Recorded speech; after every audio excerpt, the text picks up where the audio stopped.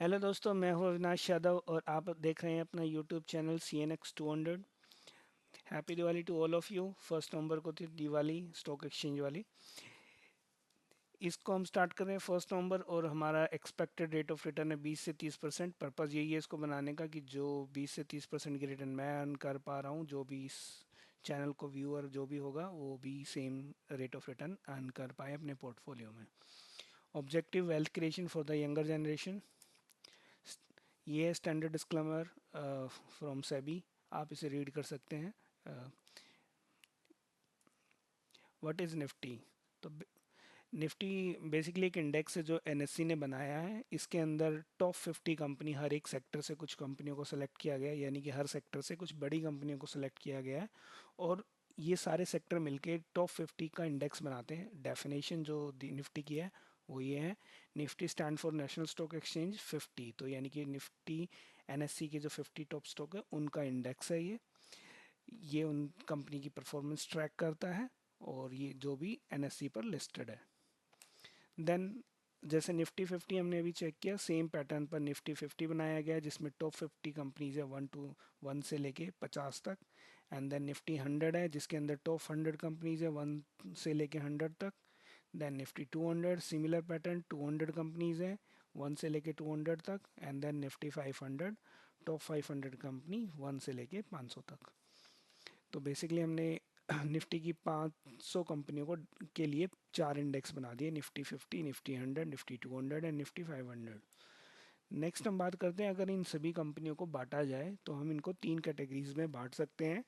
पहली कैटेगरी है large cap. Large cap का मतलब ये है कि जो सबसे बड़ी 100 कंपनीज है मार्केट कैपिटलाइजेशन के टर्म में, वो उन टॉप 100 कंपनीज को हम लार्ज कैप कहते हैं।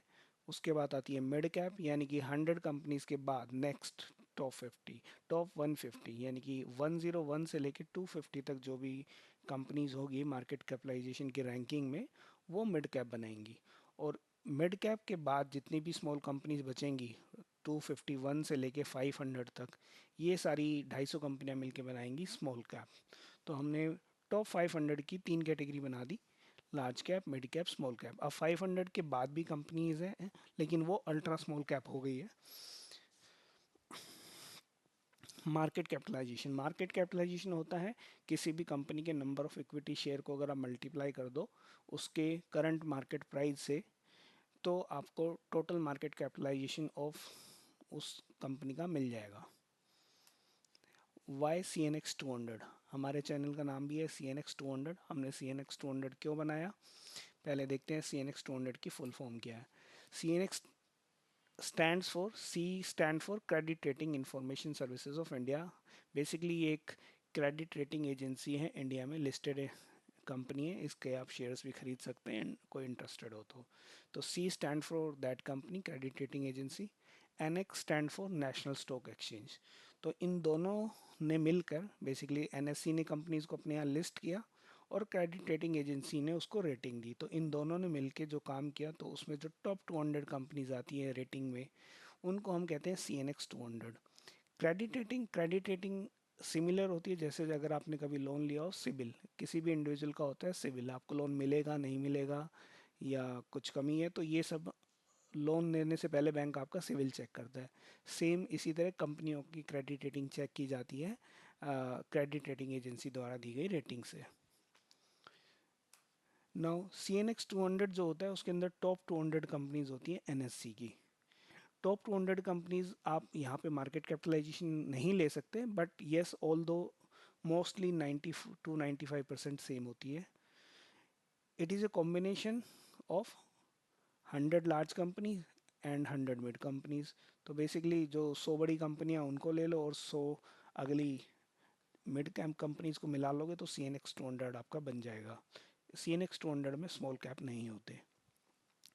अब इस लार्ज कैप और मिड कैप को ही मिला के हमने 33 स्टॉक्स की लिस्ट तैयार की है, क्योंकि जो लार्ज कैप और मिड कैप ही हैं जिसके अंदर रिस्क कम होता है। बेसिकली लार्ज कैप के अंदर रिस्क सबसे कम होता है, फिर उससे ज़्यादा थोड़ा मिड में होता है एंड देन फिर स्मॉल में सबसे ज़्यादा होता है। तो ये हम अभी डिस्कस करें आगे। पहले मैं आपको लिस्ट ऑफ 33 स्टॉक्स दे देता हूँ जिनके ऊपर हमने हमारी ये स्ट्रेटेजी बनाई है।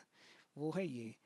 आप देख सकते हो HAL से लेके नेशनल एल्युमिनियम तक, ये NSE का सिंबल कोड है जिस जो कि ट्रेड होता है। आप किसी भी ब्रोकर पे ये कोड डालेंगे तो आपको उस कंपनी का पूरा नाम और उस स्टॉक से रिलेटेड इन्फॉर्मेशन आ जाएगी। तो ये हमारे 33 स्टॉक्स होंगे CNX 200 में 1 नवंबर 2024 के लिए, यानी कि नेक्स्ट बाइंग अगर आपको करनी है तो उसके पर्पज से। ये चेंज होते रहेंगे क्योंकि जब भी इसमें से कोई कंपनी ख़राब परफॉर्म करेगी तो हम उसे निकाल देंगे और उसकी जगह कोई नई कंपनी को इंसर्ट कर ही लेंगे। तो हमेशा हमारे पास 33 स्टॉक्स होंगे CNX 200 में हमारे पोर्टफोलियो में, जो कि इस 200 में से हमने सेलेक्ट किए हैं बेस्ट 33 स्टॉक्स। इसमें से हम निकालते रहेंगे कि जो ख़राब हो जाएगा और जो अच्छा होगा उसको अंदर लाते रहेंगे। ये काम हम करेंगे Saturday Sunday, Monday to Friday कोई काम नहीं करेंगे। अब ये है कंपनी की category wise risk. Large cap companies में रिस्क लो होता है, रिटर्न भी लो होती है। मिड कैप कंपनीज में रिस्क मीडियम होता है तो रिटर्न भी मीडियम होती है। स्मॉल कैप कंपनीज में रिस्क हाई होता है तो रिटर्न भी हाई होती है। यानी कि अगर आपको ज़्यादा मोटा पैसा कमाना है तो आपको higher higher rate of return चाहिए, तो आपको स्मॉल कैप में पैसा लगाना चाहिए। लेकिन डूबने के चांसेस भी बढ़ जाते हैं उसमें क्योंकि रिस्क भी हाई होता है। तो इसलिए आपको एक बैलेंस बनाना पड़ता है लार्ज कैप, मिड कैप और स्मॉल कैप। जो हमारी CNX 200 है ये स्मॉल कैप को कवर नहीं करती, ये लार्ज कैप और मिड कैप में ही काम करती है। आप कह सकते हो कि 100 हमने लार्ज कैप से हो गए और 100 हमने मिड कैप से हो गए। तो इन दोनों को एक, इनमें से जो भी 33 बेस्ट होगी उसकी लिस्ट हमने बना ली है। ये लिस्ट चेंजिंग रहेंगी बट हमेशा हम इस CNX 200 में से ही अपनी कंपनी बाय या सेल के लिए सेलेक्ट करेंगे, इसके बाहर नहीं जाएंगे। ये सेम लिस्ट जो मैंने आपको यहाँ दिखाई थी, इसी लिस्ट को यहाँ पे एक्सेल में प्लॉट कर दिया गया ताकि हम अपनी परफॉर्मेंस को ट्रैक कर पाएँ। फर्स्ट कॉलम में सीरियल नंबर 1 से लेकर 33 तक की यहाँ रैंकिंग दे दी गई है, सीरियल नंबर दे दिए गए हैं। देन NSE का जो भी उसका सिंबल है ये वही सिंबल है जो आपने पिछली शीट पे देखे थे, CNX 200। यहाँ पे कॉलम, नेक्स्ट थर्ड कॉलम में इस कंपनी का नाम था जो कि हाइड कर दिया, अदरवाइज फिर बाकी कॉलम्स के लिए जगह नहीं बचती, बहुत ही हाई वाइड हो जाती शीट। मार्केट कैपिटलाइजेशन, किस कंपनी की कितनी मार्केट कैपिटलाइजेशन है वो आप यहाँ देख सकते हैं। तो आप देख रहे हैं सबसे बड़ी कंपनी है हमारी HAL जिसका मार्केट कैपिटलाइजेशन है 2,84,000। और सबसे छोटी कंपनी जो हमने ली है वो ली है नेशनल एल्यूमिनियम 41,000। ये भी छोटी नहीं है, बेसिकली मिड कैप कंपनी है। इन कंपनीज का जो simple moving average of 200 days वो यहाँ पे हर शेयर का लिस्ट दिया गया है कि जो इसका 200 डे का एवरेज है वो कितना है। देन आज का स्टॉक प्राइस और पिछ 200 डे के एवरेज स्मॉल प्राइस में क्या उसका रेट ऑफ रिटर्न है। अगर हम उसका एवरेज से और आज का क्लोजिंग प्राइस में देखें तो कितना चेंज आया है। कोई रेड वाले नेगेटिव है एंड पॉजिटिव वाले वाइट है। ये बाय प्राइस है, हम ये एक्सपेक्ट कर रहे हैं, उम्मीद, क्योंकि ये कैलकुलेशन फर्स्ट नवंबर के क्लोजिंग प्राइस पे की गई है तो इसलिए ये 1 नवंबर का क्लोजिंग प्राइस है उस शेयर का। हम इस जब 33 स्टॉक्स हमने सेलेक्ट किए हैं CNX 200 में से तो हमने हर स्टॉक को सेम वेटेज दिया है, यानी कि हर स्टॉक में हमने 3% पैसा लगाया है। 3% पैसा लगाने का मतलब है आपने अगर 10 लाख का पोर्टफोलियो है तो हर स्टॉक में आपने 30,000 लगाए हैं, और 30,000 इंटू 33 करोगे तो आपका 9,90,000 बन जाएगा और 10,000 रफली आपका इन कैश अमाउंट बच जाएगा जो कि 1% है। तो उसी बेस पे हमने प्राइस से क्योंकि हमारा बजट था 30,000, ये स्टॉक का प्राइस है तो क्वांटिटी आ गई। क्वांटिटी बिकॉज एब्सोलूट नंबर में होती है, पॉइंट पे नहीं हो सकती, इसलिए ये येलो वालियों को मैनुअली एडजस्ट किया गया है +1 या -1 करके।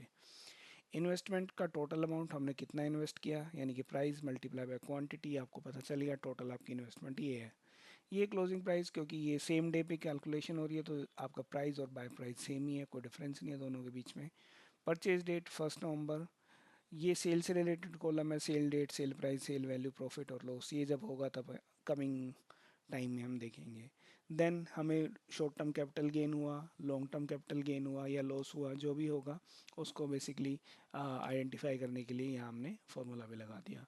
करंट वैल्यू, क्योंकि क्लोजिंग रेट सेम है और बाइंग रेट भी सेम है तो करंट वैल्यू भी सेम ही आएगी, जो आपने जितना इन्वेस्ट किया था सेम ही आपका क्लोजिंग वैल्यू है, कोई गेन लॉस नहीं है। अब ये सारा इन्वेस्टमेंट करने के बाद हमारे पास कैश इन हैंड बच गया 6,586। बचना तो 10,000 चाहिए था बट बिकॉज हमने यहाँ मैनुअली एडजस्ट किया था क्वांटिटी को +1 -1 करके, तो इसलिए कैश इन हैंड बचा 6,586।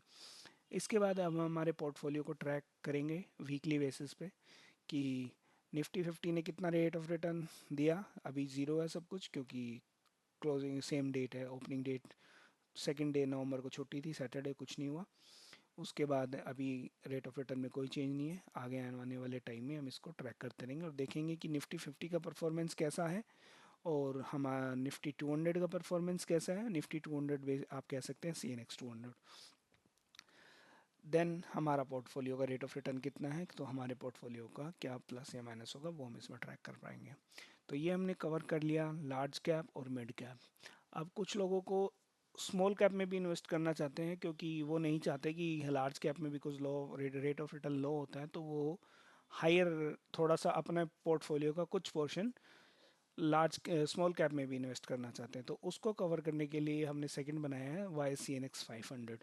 तो CNX 500 सेम कि यहाँ पर 500 कंपनियाँ होती हैं जो कि NSE पर लिस्टेड है। इन 500 कंपनियों में होता क्या है, 100 लार्ज कैप होती है, 150 मिड कैप होती है और 250 स्मॉल कैप होती है। हमने पहले भी डिस्कस किया था ये। और यहाँ पर हम उम्मीद कर सकते हैं कि जो रेट ऑफ रिटर्न होगा वो पिछले हमारे पोर्टफोलियो CNX 200 से ज़्यादा होगा। बट कोई गारंटी नहीं है, कम भी हो सकता है। बट येस, चांसेस है कि यहाँ पर ज़्यादा होगा, क्योंकि हम यहाँ स्मॉल कैप को भी ट्रेड करेंगे। अब स्मॉल कैप में जब हम ट्रेड करते हैं तो हम अपनी पोर्टफोलियो साइज़ तो हमारा सेम ही होगा 10 लाख, लेकिन वहाँ पर हमने 3% वेटेज दी थी ईच स्टॉक को। अब यहाँ पर हम देंगे 2% ईच स्टॉक। तो 2% ईच स्टॉक करेंगे तो मतलब अब हम 50 स्टॉक खरीद सकते हैं 33 से। पिछली बार हमने 33 खरीदे थे, अब हम 50 खरीद सकते हैं। तो 50 स्टॉक्स का ये नाम है CNX 500 में से जो बेस्ट परफॉर्मिंग कंपनीज है 50, वो यहाँ पर लिख दी गई हैं। इसमें आप देख रहे होंगे कुछ वाइट और कुछ ग्रीन है। ये ग्रीन वही, ये ग्रीन उसको डोनोट करती हैं कि ये ग्रीन हमारे CNX 200 का भी पार्ट थी। यानी कि अगर आप देखो तो 22 कंपनियां वही हैं जो CNX 200 में भी थी, और बाकी की 28 कंपनियां नई आ गई है CNX 500 में, जो पहले CNX 200 में आपको नहीं दिखी थी। सेम जैसे हमने पिछली बार किया था CNX 200 की परफॉर्मेंस को ट्रैक करने के लिए, सेम ऐसे ही same pattern same Excel sheet हम CNX 500 की शीट को ट्रैक करेंगे। वहाँ पर कंपनीज थी 1 से लेके 33 तक, अब हो गई है 1 से लेके 50 तक। बाकी सारे कॉलम सेम है। यहाँ पर येलो वाले में मैनुअली एडजस्ट किया गया है, रेड वाले नेगेटिव रेट ऑफ रिटर्न है। ये जहाँ पर एरर आ रही है इसका मतलब इसका रेट ऑफ रिटर्न नहीं शो हो रहा है। ना शो होने का रीज़न ये है क्योंकि 200 का डे मूविंग एवरेज इसका ज़ीरो है, यानी ये भी 200 डे मूविंग एवरेज इसका कैलकुलेट नहीं हुआ है। या तो ये न्यू आया होगा इस न्यू इंडेक्स में, या फिर ये न्यूली लिस्टेड स्टॉक होगा, तो इसलिए ये इसका एरर शो हो रहा है यहाँ पर। बाकी शीट सही है। अब इसमें हम देख सकते हैं अगेन हमने 10 लाख लगाए हैं, 9,91,000 इन्वेस्ट कर दिए हैं, 8,000 हमारे पास कैश बच गया है।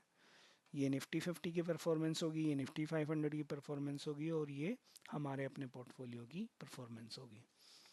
तो सेम पैटर्न है CNX 500 के लिए। इसको डिफरेंशिएट करने के लिए हमने यहाँ रेड में लिख दिया CNX 500, वहाँ हमने लिखा था CNX 200। ठीक है, यहाँ पे हमने CNX 200 लिखा था।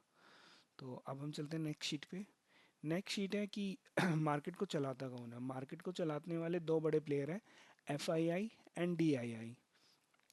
तो इनकी जो एक्टिविटी होती है वो क्या है, अगर हम पिछले हिस्टोरिकली देखें, ये डेटा जो उठाया गया 2020 कोविड जनवरी 2020 से लिया गया है। तो पहले हम नीचे वाली टेबल पढ़ते हैं। नीचे वाली टेबल में अगर आप देखें 2020 में ये FII का डेटा है। FII ने 1,66,000 करोड़ का स्टॉक्स सेल किए थे 2000, सॉरी बाय किए थे। कोविड में मार्च तक उन्होंने सेल किए थे, लेकिन मार्च के बाद क्योंकि दिसंबर में साल कंप्लीट हुआ तो तब तक उन्होंने बाइंग भी कर ली थी। तो नेट नेट उन्होंने 2020 में बाय किया था, और DII ने भी बाय किया था, तो दोनों ने ही बाय किया। तो 2020 में शार्प रिकवरी आ गई थी फॉल के बाद भी। 21 में अगेन उन्होंने बाय किया, फिर अगेन बाय किया DII ने। 2022 में और 2000 दोनों ने बेचा, FII ने भी बेचा और DII ने भी बेचा। और ये वही साल था जिस वक्त निफ्टी ने परफॉर्म नहीं किया। निफ्टी 18 महीने तक वहीं 18,000 पे आकर अटक गया था। 18,000 से मूव नहीं हो रहा था निफ्टी, ये वही पीरियड है। देन 2023 में ये जो बाइंग सेलिंग हुई एफआईआई की तरफ से 13,000 और डीआईआई ने जम के बाइंग की 1,55,000। और करंट ईयर में 24 में 2,42,000 करोड़ की सेलिंग कर चुका है एफआईआई, लेकिन 2,03,000 करोड़ की बाइंग कर रही है डीआईआई ने। तो जो उसकी बाइंग का लेवल है, सेलिंग का जो लेवल है उससे थोड़ा ही पीछे है। तो ये बाकी की बाइंग किसने की है? ये बाकी की बाइंग की है रिटेलर ने। अब हम चेक करते हैं करंट ईयर में 2 जनवरी 2024 में आपने देखा कि 35,000 की सेलिंग हुई एफआईआई की तरफ से, डीआई ने बाई किया 26,000, नेट जो सेलिंग हुई 9,200। तो जनवरी में इसका रिजल्ट क्या रहा? ये है निफ्टी का चार्ट। निफ्टी में अगर आप देखें जनवरी में अप एंड डाउन तो बहुत हुए, लेकिन निफ्टी हिला नहीं, क्योंकि 9,000 करोड़ का ही आउटफ्लो था, कोई ज़्यादा फर्क पड़ा नहीं। फरवरी मंथ में हम आए, फरवरी मंथ में एफआईआई ने फिर से सेलिंग की 15,000 करोड़ की, डीआईआई ने बाइंग की 25,000 करोड़ की, यानी कि 9,400 करोड़ की एक्स्ट्रा बाइंग हुई स्टॉक एक्सचेंज में। तो थोड़ी बिकॉज एक्स्ट्रा बाइंग हुई थी 9,417 करोड़ की, निफ्टी ने जहाँ पे जनवरी का ये क्लोज था, जनवरी से ऊपर बढ़ते हुए ऊपर तो हाई बनाया, क्योंकि नेट इन्वेस्टमेंट हुआ था इंस्टीट्यूशन की तरफ से। फिर मार्च आया, मार्च में एफआईआई ने बाइंग की 3,300 करोड़ की, और डीआईआई ने भी बाइंग की जमकर 59,000 करोड़ की। तो इसलिए आप देखेंगे मार्च का जो कैंडल है वो और भी ज़्यादा बढ़ा है फेब से, क्योंकि यहाँ पे ज़्यादा बाइंग हुई थी। तो ज़्यादा बाइंग होने की वजह से कैंडल मार्केट और ऊपर चली गई। जो जनवरी के स्टार्टिंग में 21,500 के 600 या 700 थी, वो फरवरी में बढ़कर 22,000 पहुंचा, और मार्च में जाते जाते वो 22,300 के आसपास जाकर क्लोज हुआ निफ्टी। तो आप देख रहे हैं जैसे जैसे इनकी इन्वेस्टमेंट बढ़ रही है, वैसे वैसे मार्केट ऊपर मूव कर रही है। फिर आप देख रहे हैं अप्रैल में एफआईआई ने सेलिंग की 35,000 करोड़, और डीआईआई ने उस 35,000 करोड़ को ऑफसेट किया 44,000 करोड़ की बाइंग करके। नेट बाइंग आई 8,400 की। तो बिकॉज इनफ्लो था, तो अगेन जो कैंडल बनी वो ग्रीन ही बनी, और मार्केट और ऊपर जाकर क्लोज हुआ 22,700 के आसपास। फिर हम चलते हैं मई मंथ में। मई मंथ में एफआईआई ने सेलिंग की 42,000 करोड़ की, उन्होंने अपनी सेलिंग बढ़ा दी। उन्होंने सेलिंग बढ़ाई, लेकिन एफ डीआईआई के पास पैसा था, उन्होंने 55,000 करोड़ की बाइंग की, जिसकी वजह से नेट इनफ्लो रहा 13,000 करोड़। यानी कि अगेन जो आपकी कैंडल बनी अब मई मंथ की, वो 13,000 का इनफ्लो ले के आई। जो मई की कैंडल आई 13,000 का इनफ्लो लेके, क्योंकि मई में इलेक्शन भी था। मई में इलेक्शन, इससे पहले अप्रैल भी देखा हमने, 8,400 करोड़ की नेट बाइंग थी, तो अगेन ये कैंडल ऊपर जाकर क्लोज हुई थी अप्रैल मंथ की भी। अब मई मंथ में क्योंकि इलेक्शन के रिजल्ट आने दें, तो आप देख रहे हो इलेक्शन चल रहे थे उस टाइम पर, ये कैंडल वो अप एंड डाउन, हालांकि 13,000 इन्वेस्ट तो हुए, लेकिन फिर भी कुछ ज़्यादा कैंडल में फ़र्क नहीं आया, ऑलमोस्ट सेम लेवल पे क्लोज हो गई। मेन रिजल्ट आया जून में। जून में इलेक्शन हुए, इलेक्शन का एफआईआई ने बाइंग तो सिर्फ 2,000 करोड़ की, डीआईआई ने भी 28,000 करोड़ किया। बीजेपी अगेन गवर्नमेंट रूलिंग में आई, और 30,000 करोड़ की नेट बाइंग हुई। और आप देखेंगे जो जून का कैंडल था, वो जब बिकॉज बीजेपी को मेजोरिटी नहीं मिली थी, इस वजह से जो ये फॉल आया था, लेकिन क्योंकि इन्वेस्टमेंट अच्छी खासी हो गई थी 30,000 करोड़ की, तो इसने अगेन कैंडल को बहुत ऊपर ले जाकर बंद किया। आप 24,000 पे अपने कैंडल क्लोज करी। फिर उसके बाद जून मंथ आया, जून मंथ में अगेन इन्होंने कोई बाइंग नहीं करी खास, लेकिन सेलिंग भी नहीं करी, और डीआईआई ने बाइंग की। तो अगेन जो आपका जून का 30,000 का नंबर था, ये हमने डिस्कस कर लिया, राइट। अब जुलाई में क्या हुआ कि एफआईआई की तरफ से बाइंग आई 5,000 करोड़, और डीआईआई की तरफ से buying I 23,000, total buying I 28,000 crore. तो जुलाई की जो बाइंग थी वो 28,000 करोड़ थी, और जुलाई की कैंडल आप देखोगे जो जून की कैंडल थी उससे भी ऊपर जाकर बंद हुई। तो ये एक बुल रन चला गवर्नमेंट के 5 साल में के लिए पक्का होने पर। देन अगस्त मंथ है, अगस्त मंथ में एफआईआई ने जम के सेलिंग की 21,000, लेकिन डीआईआई ने उससे बढ़ के बाइंग की 48,000 करोड़। तो नेट बाइंग जो हुई वो 26,000 करोड़ हो गई, यानी कि एक्स्ट्रा बाइंग पूरी एफआईआई की सेलिंग को एब्जॉर्व कर लिया गया। और जो अब आप देखेंगे अगस्त मंथ का जो कैलेंडर है, वो जुलाई से और ऊपर जाकर क्लोज हुआ। सेम ऐसे ही अगस्त सितंबर मंथ में एफआईआई ने सेलिंग तो बंद कर दी और नेट बाइंग कर डाली 12,000 की। डीआईआई ने भी बाइंग की 30,000 की। तो देखा जाए तो सितंबर मंथ सबसे अच्छा रहा, जिसमें 43,000 का इनफ्लो आया। इससे पहले आया था मार्च में 59,000 करोड़। मार्च के बाद सितंबर सबसे अच्छा मंथ रहा, सेकंड हाईएस्ट बाइंग 43,000 करोड़। तो सितंबर की जो आप कैंडल देख रहे हैं वो सबसे ऊपर जाके बनी, और जो टॉप बना वो इसी कैंडल पे बना, क्योंकि सब सेकंड हाईएस्ट बाइंग इसी मंथ में हुई थी। फिर आया अक्टूबर मंथ जिसके अंदर हुआ मेजर फॉल। एफआईआई ने जित 1,14,000 करोड़ की सेलिंग कर डाली। इस सेलिंग को काउंटर करने के लिए डीआईआई ने बाय किया 1,07,000 करोड़। डीआईआई ने काफ़ी हद तक इसको मैच कर लिया, पर फिर भी 7,000 करोड़ की नेट सेलिंग हुई मार्केट में, जो कि रिटेलर्स के पास गई। और उस की वजह से जो मार्केट में हवा चली या सेंटीमेंट ख़राब हुए, उसकी वजह से ये बिग रेड कैंडल आया, जो कि जिसने पिछले पूरे 2 ढाई महीने के, आप कह सकते हो कि 2.5 महीने की पूरी रैली को ख़त्म कर दिया। अब नवंबर मंथ न्यू कैंडल स्टार्ट हुई है, क्योंकि ये एक ही दिन का डेटा है, इसमें कोई ज़्यादा डेटा नहीं है। तो एक ही दिन की कैंडल है, ऑलमोस्ट वहीं पे स्टेबल है, 100 पॉइंट्स का मूवमेंट था, और ये दिवाली की मुहूर्त ट्रेडिंग थी, ये कोई फुल डे भी नहीं था। तो ये हुआ, हमने देख लिया कि एफ आई और डी आई की जो बाइंग होती है कैश में, ये बाइंग इन कैश है, और ये भी बाइंग इन कैश है। तो ये बेसिकली इनका जो नेट इम्पैक्ट आता है वो कैसे चार्ट पे दिखता है, हमने ये देखा कि जब जब एफ आई आई या डी आई की तरफ से बाइंग होती है तो ये कैंडल ऊपर जाती है, और जैसे ही ये नेगेटिव टर्न होती है तो कैंडल अपने आप रेड होने लगते हैं। जनवरी का कैंडल देखेंगे आप, नेगेटिव था, ये रेड कैंडल बन गया। फिर इसके बाद रेड कैंडल कब बना, मई में। ये मई में क्या हुआ था, बाइंग तो हुई थी लेकिन अनसर्टेनिटी थी, बेसिकली इलेक्शन कौन जीतेगा, कौन सी पार्टी रूल करेगी, इसकी वजह से फिर से रेड कैंडल बनी, अदरवाइज ये रेड कैंडल नहीं बनती। देन अगली सेलिंग आई अक्टूबर में। अक्टूबर में 7,000 करोड़ की सेलिंग आते ही ये बिग रेड कैंडल बन गई, यानी कि जब जब यहाँ पे नेट सेलिंग होगी तब तक यहाँ पे मार्केट फॉल करेगा। इससे हम यही कंक्लूड करते हैं। तो हमने चेक कर लिया F I I D I की एक्टिविटी निफ्टी को कैसे इम्पैक्ट करती है। बस आई थिंक यही थी लास्ट स्लाइड। या थैंक यू।